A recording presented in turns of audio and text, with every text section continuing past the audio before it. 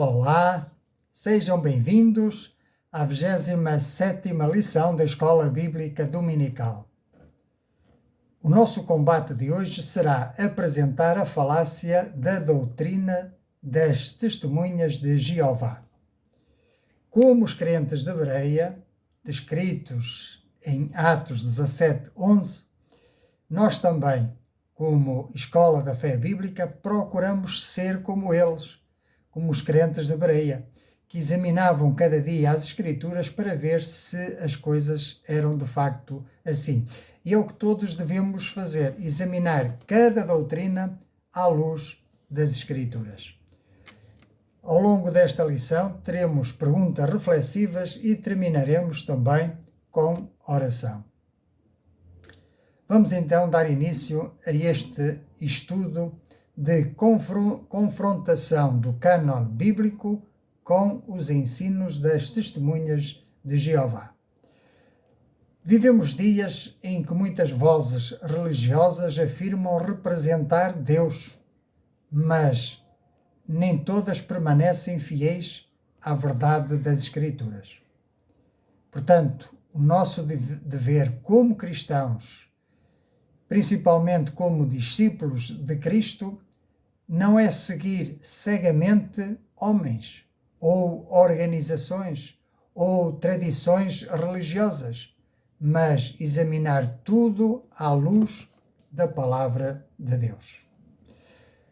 Quando olhamos para o movimento das testemunhas de Jeová, percebemos imediatamente que o centro do problema não está apenas em pequenas diferenças doutrinárias ou secundárias, mas que o verdadeiro problema é muito mais profundo. Trata-se da identidade de Jesus Cristo, da natureza do Evangelho e da autoridade final das Escrituras. Por isso a pergunta principal não é: as testemunhas de Jeová são sinceras? Certamente que sim, que muitos serão sinceros. Então a verdadeira pergunta deve ser: o que ensinam as testemunhas de Jeová corresponde fielmente à revelação bíblica? E é precisamente aqui que precisamos de abrir a Bíblia com reverência, com humildade, mas também com muita firmeza, pedindo ao Espírito Santo que nos abra o entendimento e ilumine a nossa mente para que possamos entender a revelação escriturística. Então comecemos neste primeiro ponto por falar acerca da pessoa do Senhor Jesus.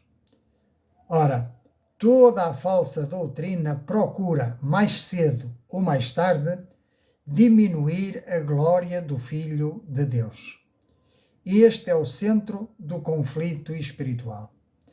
As testemunhas de Jeová ensinam que Jesus não é Deus eterno, mas sim uma criatura criada, identificando-o com o arcanjo Miguel.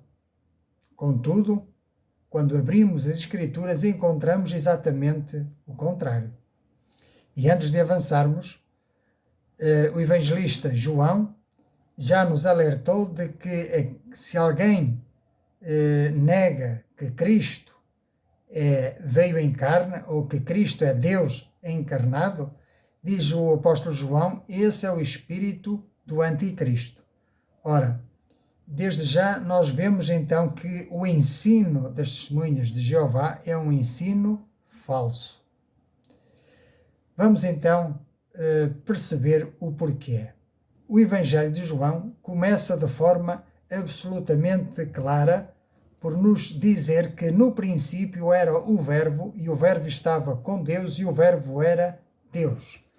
É assim que nós lemos em João capítulo 1, e vamos ler os primeiros 5 versículos. No princípio era o Verbo, e o Verbo estava com Deus, e o Verbo era Deus.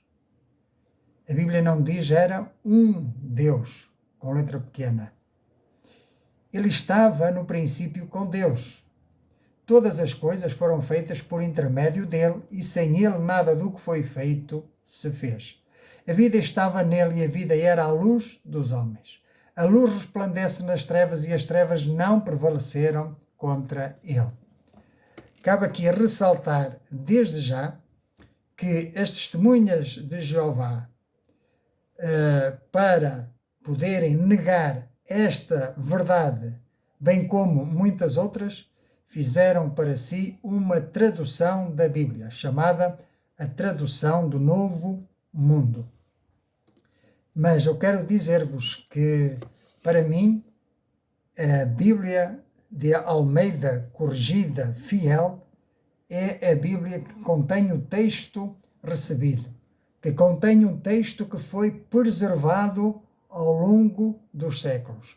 E eu creio que se a palavra de Deus foi inspirada, como de facto foi inspirada, é inspirada, Deus também tem que ter o poder de a preservar ao longo das eras. Porque se a palavra de Deus tivesse sido inspirada, mas ela se tivesse perdido ao longo das eras, de que valeria a pena a Deus ter mandado escrever este livro? Então, aquele que crê como eu creio que esta palavra é inspirada, também crê como eu creio que Deus tem o poder de a preservar fiel até ao fim. De forma que os crentes de há 2000 anos atrás tiveram o mesmo texto que nós hoje temos. Este esclarecimento é importante fazê-lo, de maneiras que não podemos confrontar filosofias que seguem textos adulterados. Precisamos desmascarar, isso sim, é a palavra certa, desmascarar esses erros, para que venham ao conhecimento da verdade e sejam libertos do erro.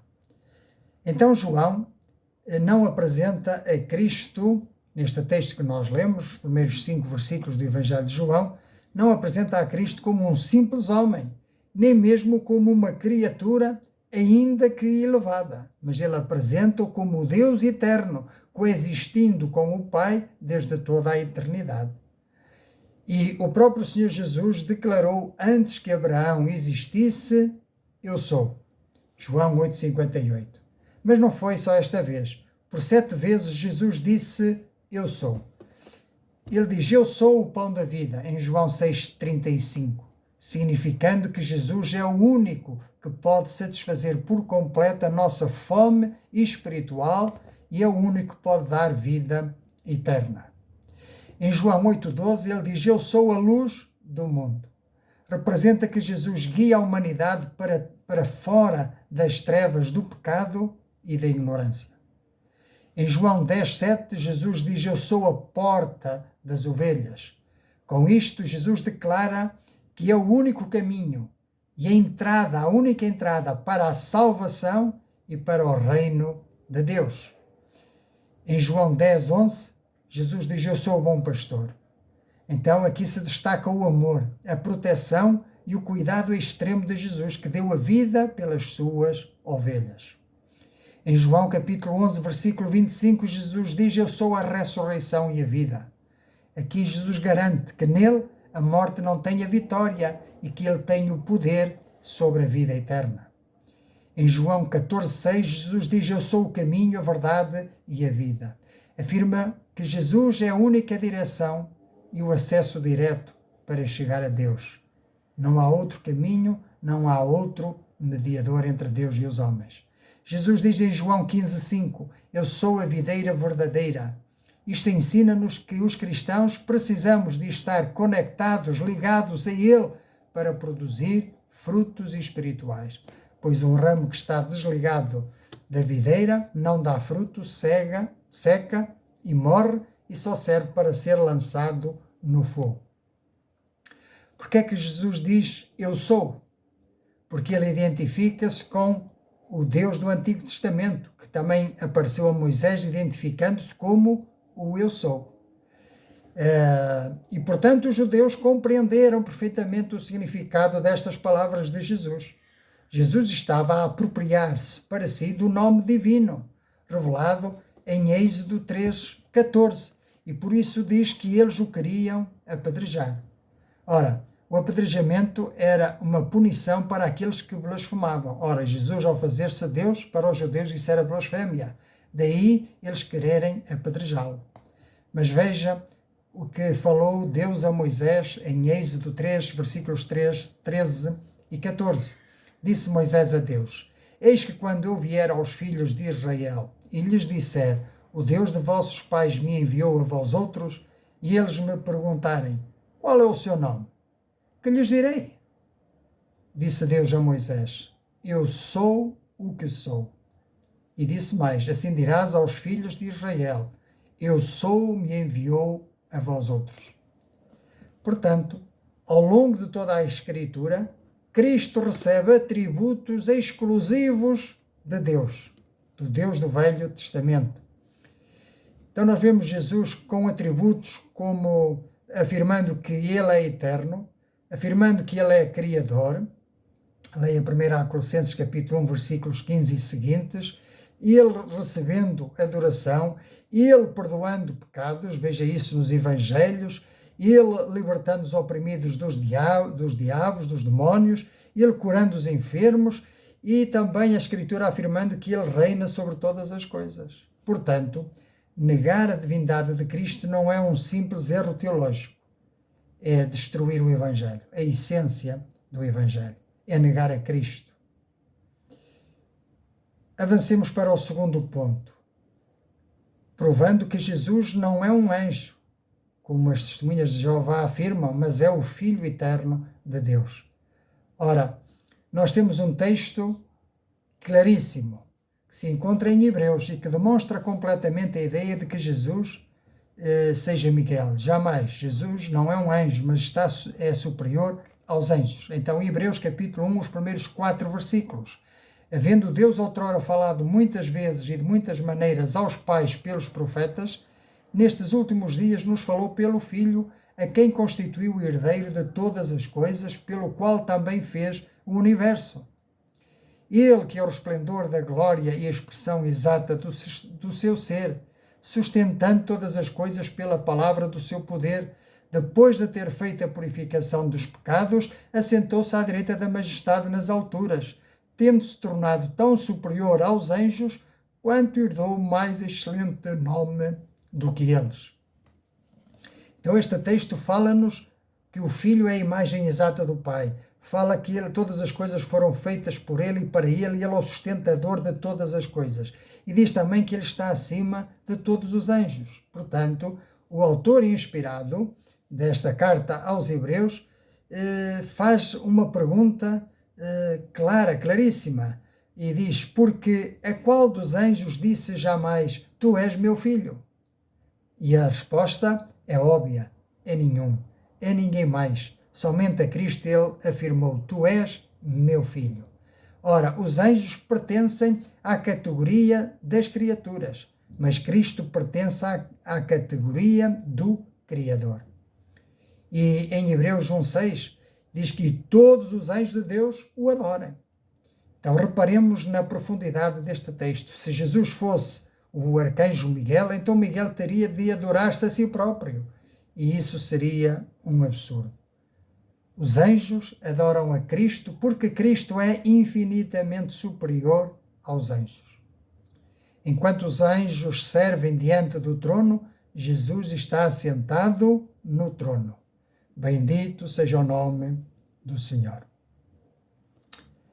Avancemos então para o terceiro ponto, que é a adoração, a oração que deve ou não ser dirigida ao Filho, ao Senhor Jesus. Portanto, as testemunhas de Jeová defendem que a adoração somente a Jeová. Ora, este é um aspecto profundamente grave, que é a proibição que as testemunhas de Jeová fazem da adoração direta a Jesus. Mas os evangelhos mostram repetidamente pessoas a adorarem Cristo. E Jesus nunca recusou essa adoração. Quando os discípulos o viram dominar o mar e o vento, dizendo: acalma-te, e o mar se aquietou e os ventos pararam, os que estavam no barco, dizendo: verdadeiramente és o Filho de Deus. Foi a exclamação daqueles que estavam no barco. Vamos ler Mateus 28, versículo 9, também acerca da aparição que Jesus fez após a sua ressurreição. E diz que eis que Jesus veio ao encontro delas, das mulheres, e disse: salve! E elas, aproximando-se, abraçaram-lhe os pés e o adoraram. Então Jesus lhes disse: não temais, ide avisar a meus irmãos que se dirijam à Galileia e lá me verão. Então nós vemos pessoas, homens, mulheres, a adorar ao Senhor Jesus. E ele não recusou essa adoração. Porém, vemos homens de Deus como profetas e até anjos em Apocalipse recusarem a adoração dos homens.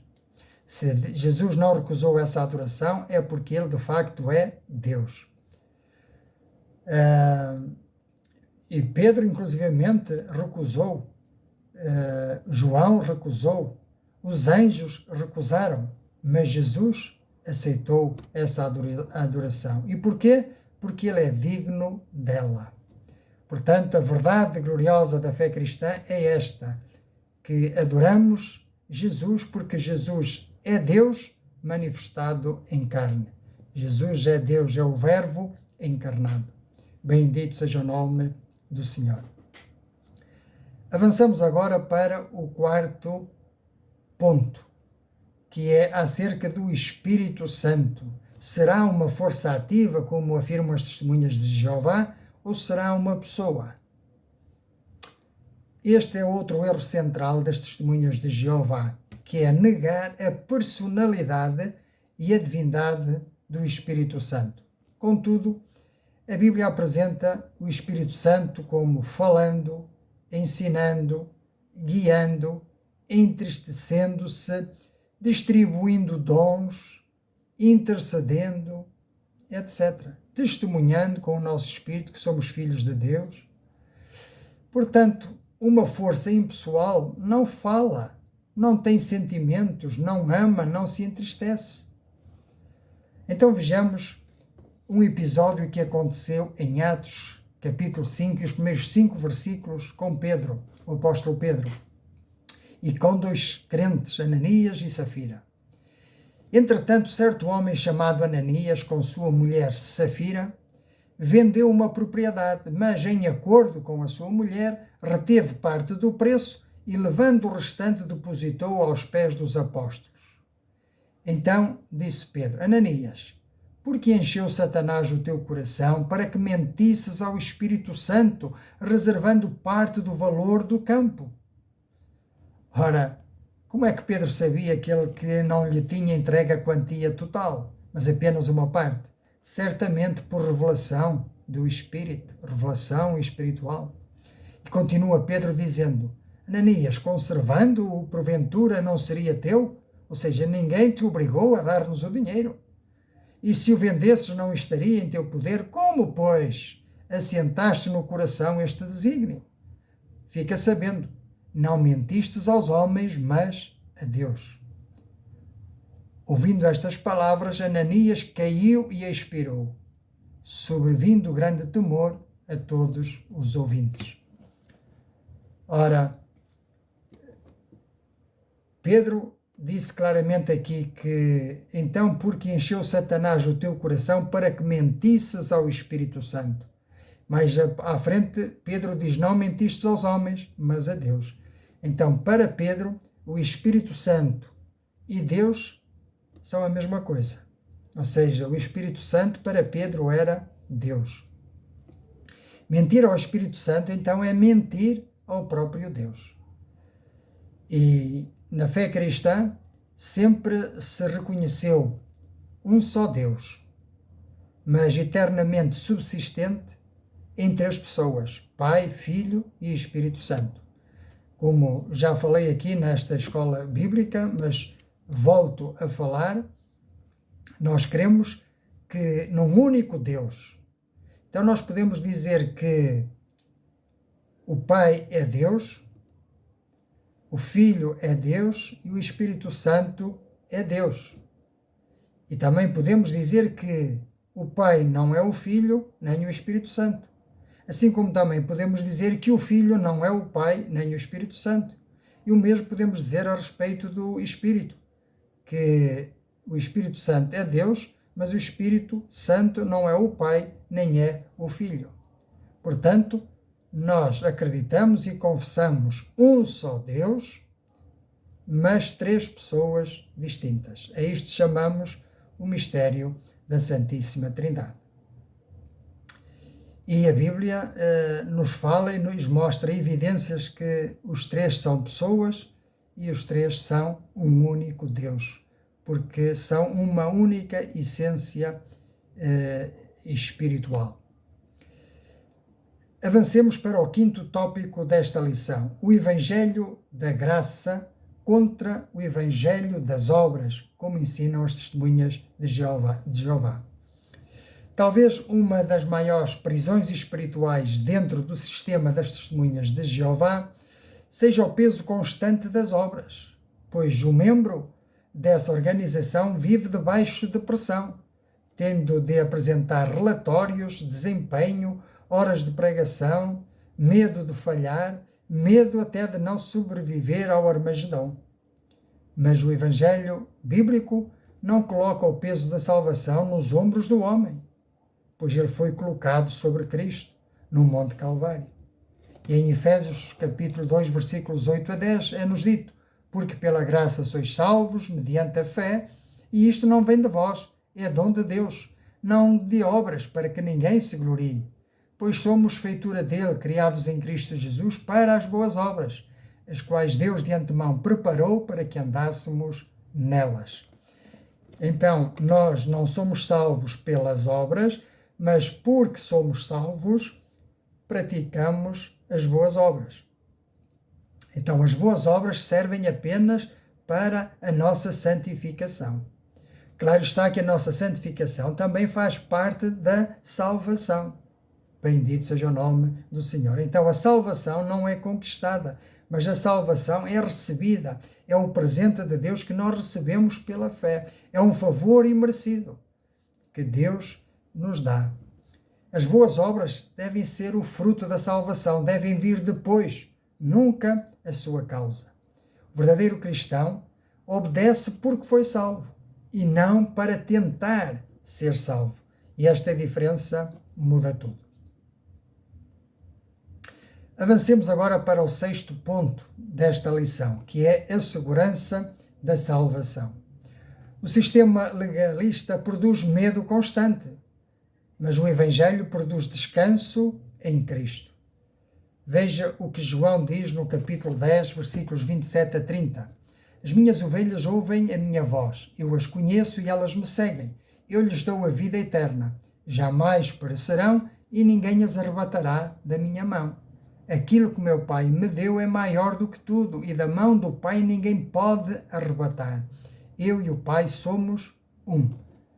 Ora, aqui nós vemos que ele não diz talvez sejamos salvos, talvez sejamos seguros, mas diz que ninguém as arrebatará da minha mão. Ninguém as arrebatará da mão do Pai. E depois afirma, eu e o Pai somos um. O Senhor Jesus também disse a Filipe, quando ele lhe pediu, mostra-nos o Pai, Jesus disse-lhe, quem me vê a mim, vê o Pai. Portanto, a segurança do crente não depende da força da sua mão para segurar Cristo, mas depende da mão de Cristo a segurar a nossa. Bendito seja o nome do Senhor. E Paulo reforça em Romanos capítulo 8, versículo 39, nada nos poderá separar do amor de Deus que está em Cristo Jesus. Bendito seja o nome do Senhor. Então, conserva esta verdade para que não vivas mais em temor diante de Deus. Avancemos agora para o sétimo ponto desta lição, acerca da ressurreição corporal de Cristo. Isto é muito importante e talvez muitos não conheçam, mas é que as testemunhas de Jeová ensinam que Jesus não ressuscitou fisicamente, mas apenas como um espírito invisível. Porém, o próprio Cristo destruiu essa ideia quando apareceu aos discípulos e lhes disse em Lucas 24, 36 a 43. Falavam ainda estas coisas quando Jesus apareceu no meio deles e lhes disse, paz seja convosco. Eles, porém, surpresos e aterrorizados, acreditavam estarem havendo um espírito, um fantasma. Mas ele lhes disse: por que estáis perturbados? E por que sobem dúvidas ao vosso coração? Vede as minhas mãos e os meus pés, que são o mesmo. Apalpai-me e verificai, porque um espírito não tem carne nem ossos, como vedes que eu tenho. Dizendo isto, mostrou-lhes as mãos e os pés. E por não acreditarem eles ainda, por causa da alegria, e estando admirados, Jesus lhes disse: tendes aqui alguma coisa que comer? Então lhe apresentaram um pedaço de peixe assado e um favo de mel, e ele comeu na presença deles. Depois mostrou-lhes as mãos, mostrou-lhes o lado e comeu diante deles. Portanto, nós vemos que a ressurreição foi literal, histórica e corporal. Portanto, um espírito não come, não é? Mas Cristo comeu e Cristo esteve ali presente com eles. Se Cristo não ressuscitou corporalmente, então a morte não foi vencida plenamente. Mas o que a Bíblia afirma é que o túmulo ficou vazio. O que a Bíblia nos mostra é que Cristo vive. E porque Ele vive, também nós viveremos. E mais, a palavra, Paulo escrevendo aos Coríntios diz: se Cristo não ressuscitou, é vã a vossa fé e ainda permaneceis nos vossos pecados e, portanto, estáis condenados ao lago de fogo e enxofre para todo o sempre. Mas Cristo ressuscitou e essa é a garantia que nós temos, que também seremos ressuscitados juntamente com Ele. Quando Ele vier segunda vez, iremos ao seu encontro nos ares. Os que estivermos vivos e os mortos ressuscitarão em corpos gloriosos e incorruptíveis, e assim todos nós iremos ao encontro do Senhor nos ares. Bendito seja o nome do Senhor. Esta é a esperança de todo cristão. Não vivemos com medo. Sabemos quem somos, de onde viemos e para onde vamos. Bendito seja o nome do Senhor. E para finalizar, o 8º ponto desta lição, falar acerca da organização das testemunhas de Jeová, ou conhecida pelo corpo governante, que se coloca acima das Escrituras. E aqui é que está o problema. E isto é preocupante. É porque a autoridade máxima é atribuída ao chamado corpo governante. Ou seja, a palavra de Deus é colocada em causa, mas eles nunca podem ser colocados em causa, nunca aceitam que possam estar errados, apesar de haver evidências históricas de que erraram. E nós temos 3 profecias falhadas. A primeira em 1975, acerca da segunda vinda de Cristo, que não se concretizou. A segunda em 1914, também que não se concretizou. E a terceira em 1925, que também não se concretizou. Datas foram anunciadas, expectativas foram criadas, mas as profecias falharam. E agora, vejamos o que é que Deus diz desde o Velho Testamento acerca dos falsos profetas, acerca daqueles que falam em nome de Deus, mas que depois não se cumprem. Deuteronômio, capítulo 18 e versículo 22. Sabe que quando esse profeta falar em nome do Senhor Yahvé, e a palavra dele se não cumprir, nem suceder, como profetizou, esta é a palavra que o Senhor Yahvé não disse. Com soberba a falou o tal profeta. Não tenhais temor dele. E eu quero te dizer que Deus não erra. Que a palavra de Deus é infalível. A Bíblia diz que Deus não é homem para que minta. Todo homem está sujeito ao erro. Por isso a palavra de Deus nunca precisa de novas luzes para corrigir mentiras antigas, como a organização das testemunhas de Jeová precisa. Portanto, a verdade bíblica permanece firme e é nela que nós devemos basear a nossa fé. A palavra de Deus, a Bíblia Sagrada, é a nossa única regra de fé e prática. Não precisamos de outros livros como a Sentinela. Não precisamos de outros livros impressos pelo corpo governante. Não, somente a Bíblia é suficiente. Precisamos sim de dicionários bíblicos para entender os conceitos, precisamos de concordâncias bíblicas para perceber como é que os textos se relacionam de uns com os outros. Precisamos sim de geografia bíblica para entender os lugares, os tempos, as épocas e também a história, conhecer a história bíblica. Isso sim. E para isso precisamos de outros livros, é verdade. Mas acerca da doutrina, este só é suficiente. A Bíblia, Almeida Corrigida, Fiel. Bendito seja o nome do Senhor. Concluímos então que ao fim e ao cabo tudo se resume não a uma coisa, mas a uma pessoa, a Jesus Cristo. Aquilo que eu te quero apresentar aqui é uma pessoa, Jesus Cristo. Se negamos a Jesus Cristo, então colocamos por terra todo o Evangelho, toda a palavra. Tudo fica colocado em causa, mas Jesus Cristo é o fundamento, é o alicerce. O apóstolo Paulo diz: nós colocamos o fundamento que é Cristo. Agora veja cada um como edifica sobre o fundamento. Precisamos edificar sobre o fundamento que é Cristo. Se não estás a edificar sobre o fundamento que és Cristo, quer dizer-te, com amor, com respeito, com ternura, que estás perdido, que não tens esperança certamente no amanhã e que não tens a certeza da salvação. Mas eu quero dizer-te que é possível vir a Cristo e ter certeza da salvação.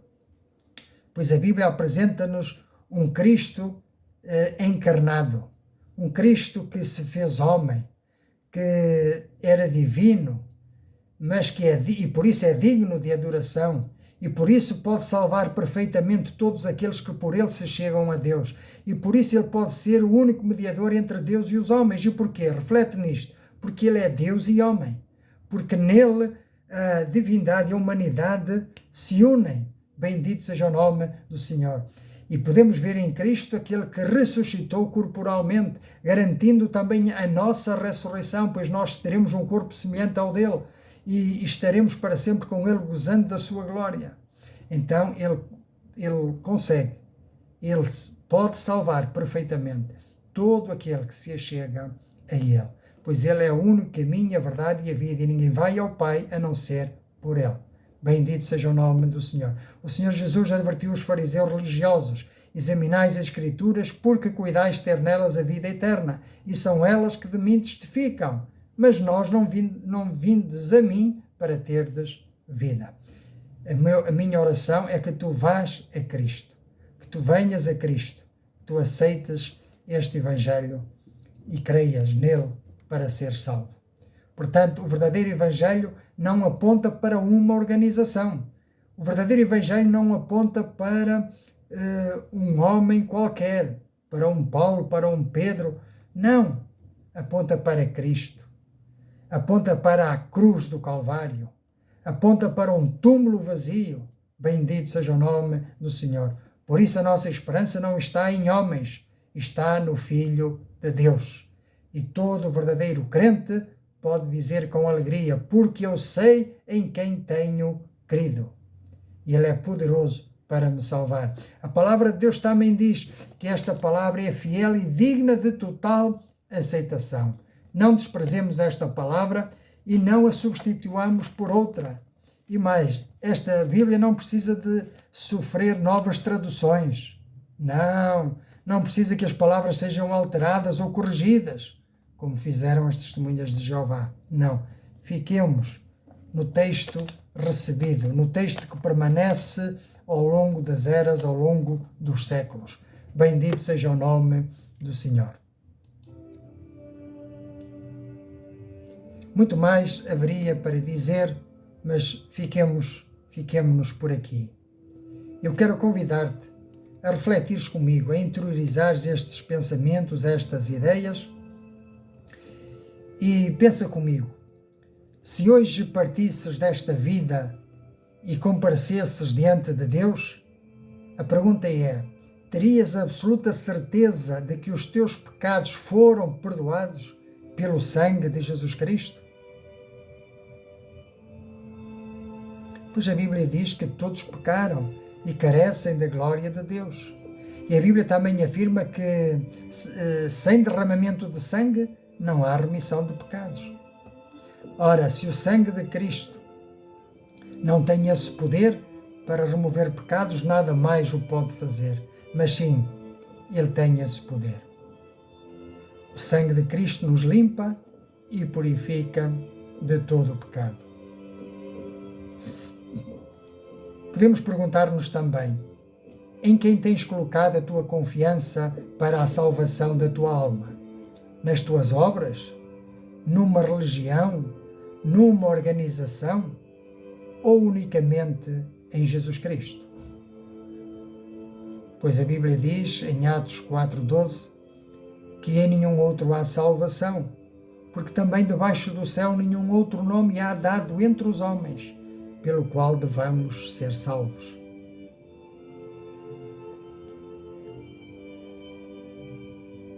Terceira e última pergunta: se reconheces hoje que és pecador e que precisas desesperadamente de perdão, por que continuarias afastado daquele que morreu na cruz por ti e ressuscitou para te dar vida eterna?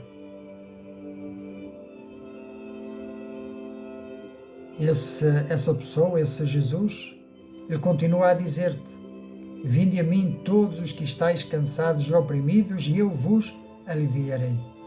Aprendei de mim, que sou manso e humilde de coração, e encontrareis descanso para as vossas almas. Então eu quero dizer-te que não importa a religião, ou os méritos pessoais, ou as boas obras para a salvação.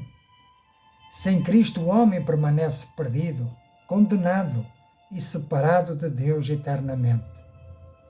Nenhuma igreja ou organização pode salvar. Nenhum líder religioso pode salvar. Nenhuma tradição pode salvar. Só Jesus salva.